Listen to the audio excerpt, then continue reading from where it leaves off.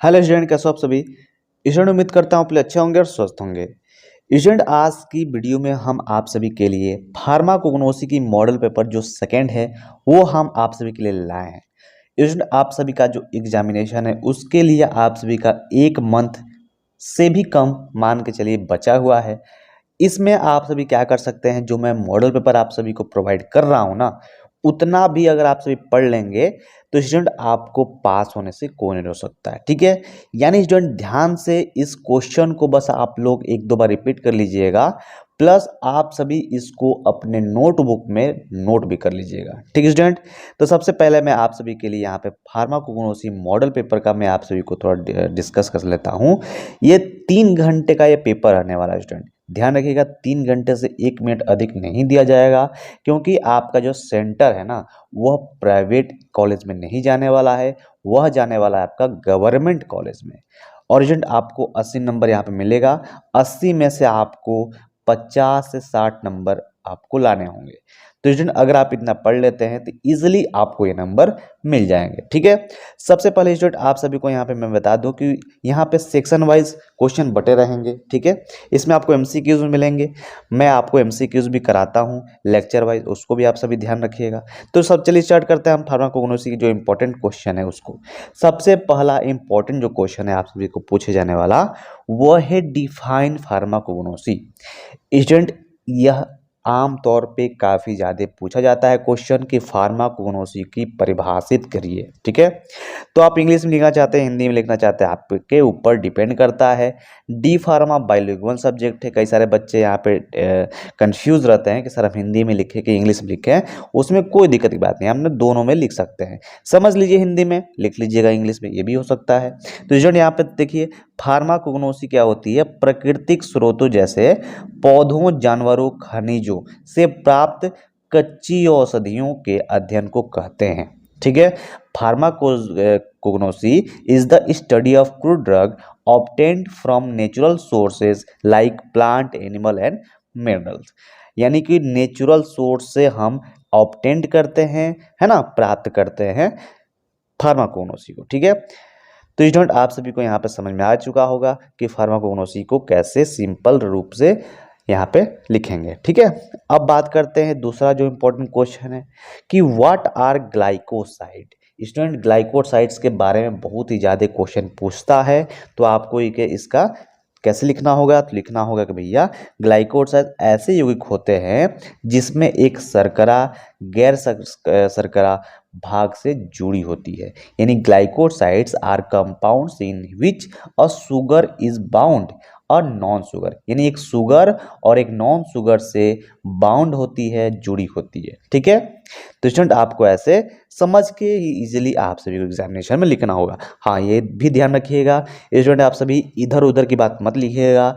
जो क्वेश्चन पूछता है ना उसको ही आप सभी को लिखना है, उसमें गलत नहीं लिखना है। गलत लिखेंगे एग्जामिनर पकड़ लेगा और हो सकता है आपको सही क्वेश्चन को भी वह काट सकता है। ठीक है, तो यहाँ पे तीसरा क्वेश्चन क्या पूछेगा आप सभी से, तीसरा क्वेश्चन पूछ सकता है कि नेम एनी टू एल्कलॉइड्स।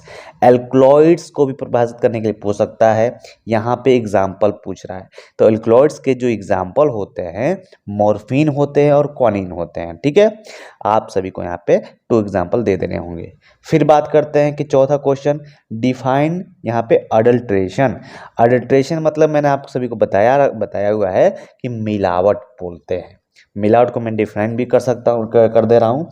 क्या होता है ना कि अगर आप कोई चीनी लेने जाते हैं, यहाँ पे चीनी है हमारा, ठीक है, उसमें चीनी में कुछ और वैसा ही मिलता जुलता अगर कोई ऐसा मटेरियल डाल देते हैं जिसका कोई यूज़ नहीं है, बस इसकी क्वांटिटी को बढ़ाने के लिए उस चीनी में कुछ मिला देते हैं, तो भैया वो अडल्ट्रेशन होता है, मिलावट हो जाता है। ठीक है, और आप समझ लीजिए, अगर मान लीजिए कोई अगर पाउडर है, ठीक है, उस पाउडर में हम उसकी क्वांटिटी को बढ़ाने के लिए अनर्गल चीज़ों का उपयोग करते हैं, तो वो एडल्ट्रेशन कहलाता है। ठीक है, अब स्टूडेंट इसको कैसे डिफाइन करेंगे, डिफाइन करने के लिए देख सकते हैं कि मिलावट वह प्रक्रिया है जिसमें कच्ची औषधियों की गुणवत्ता को घटिया पदार्थ मिलाकर कम कर दिया जाता है।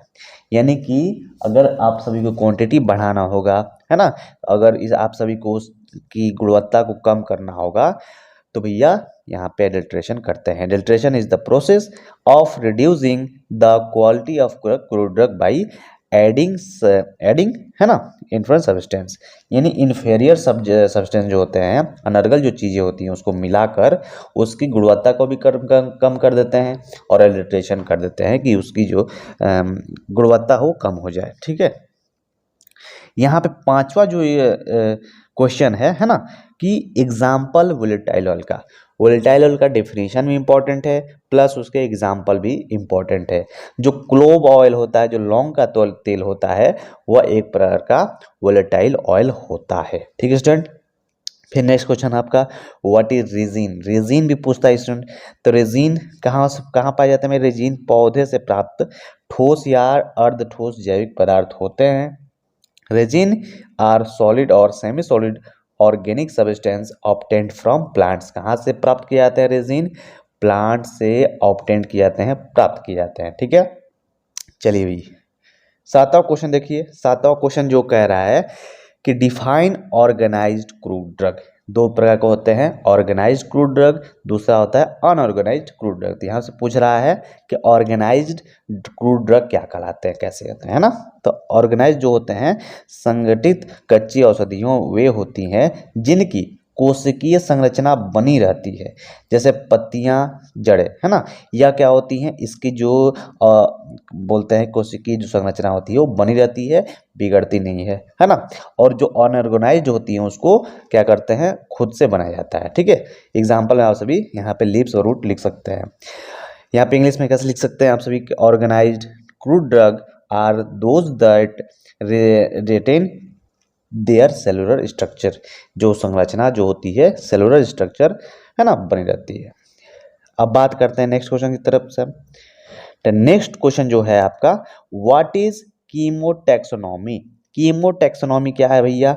तो कीमोटैक्सोनॉमी क्या होता है? पौधे का वह वर्गीकरण होता है उनके रासायनिक घटकों के आधार पर करना होता है। तो स्टूडेंट जो कीमोटैक्सोनॉमी होता है वो केमिकल कांस्टेंट पे आधारित होता है। ठीक है, चलिए भैया नौवां क्वेश्चन क्या होता है, क्या पूछा जा सकता है आप सभी से कि एक्सप्लेन करिए टेनिन कंटेनिंग ड्रग को, है ना। यानी एग्जाम्पल एक पूछ सकता है आप सभी से टेनिन, है ना, कंटेनिंग ड्रग का। तो भैया आंवला जो होता है सबसे इंपॉर्टेंट ड्रग होती है टेनिन कंटेनिंग की। ठीक है, तो आंवला आपका एग्जाम्पल हो जाएगा। ऐसे 2 नंबर बस आपका एग्जाम्पल पूछता है और सब कुछ चीजें आप सभी से नहीं पूछता है। ठीक है, अब यहाँ पे नेक्स्ट क्वेश्चन की तरफ चलते हैं हम सभी। नेक्स्ट क्वेश्चन है आपका कि what is the use of लेस्पोगल, है ना। जो आपका लेक्सपोजल है ना, लेक्सपोगल जो है उसको यूज क्या है उसका?